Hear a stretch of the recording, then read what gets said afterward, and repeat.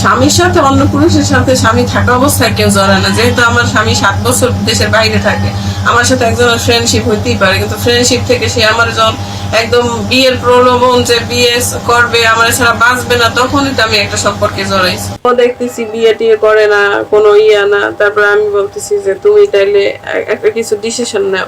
তো ও বলে ঠিক আছে, তুমি তাইলে করো, 6 মাস অপেক্ষা করো।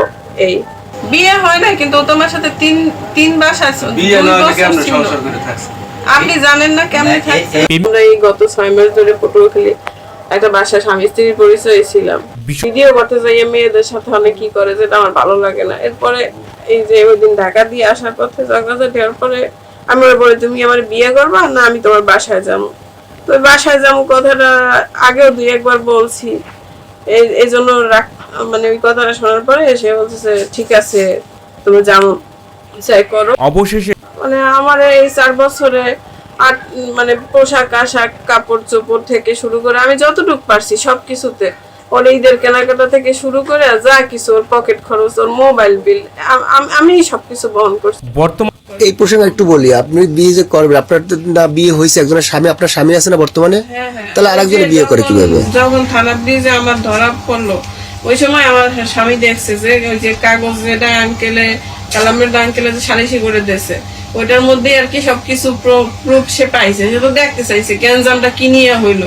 তখন বলছে তোমার বাসায় একটা ছেলে ছিল বিদায় তো তোমার আরেকজন এসে অ্যাটাক করছে, তো যেহেতু এত কিছু হয়ে গেছে আমি আর তোমার সাথে থাকবো না, আমার ছেলে মেয়েগুলোর আমি খরচ দিতেছি, আমি দেশে এসে তোমারে ফয়সালা করে দিব। আমার সম্পর্কটা ওই জায়গায় ওই পর্যন্তই আছে, মানে সম্পর্কটা কিন্তু নাই। স্বামীর সাথে ডিভোর্স হয় না, ডিভোর্স ওই যে ও দেশে আসবে, আমার ওর সাথে আমার টাকা পয়সা কাবিনের বা কিছু আছে, এগুলো হিসাব নিকাশ করতে তোর দেশে আসতে হবে। এই জন্য ওই আপনার ছেলে সন্তান কয়টা? আমার 2টা ছেলে মেয়ে। বয়স কতদের?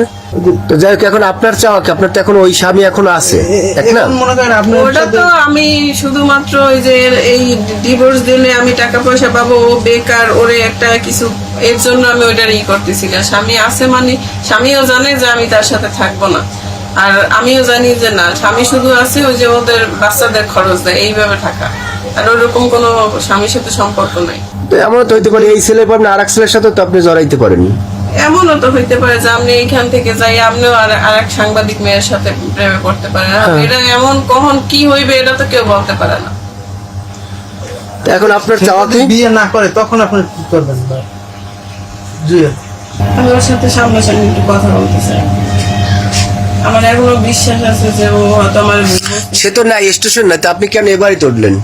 এবারে তো আপনি জানেন তো সে নাই, তোর বাড়িও এখন নাই, এটা তো আপনি জানেন। যেহেতু আপনার তার সাথে আপনার সম্পর্ক, সে কোথায় যায় কি করে এটা তো আপনার। যদি ভালো লাগে তাহলে অবশ্যই লাইক, কমেন্ট, শেয়ার এবং ফলো দিয়ে সাথে থাকবেন।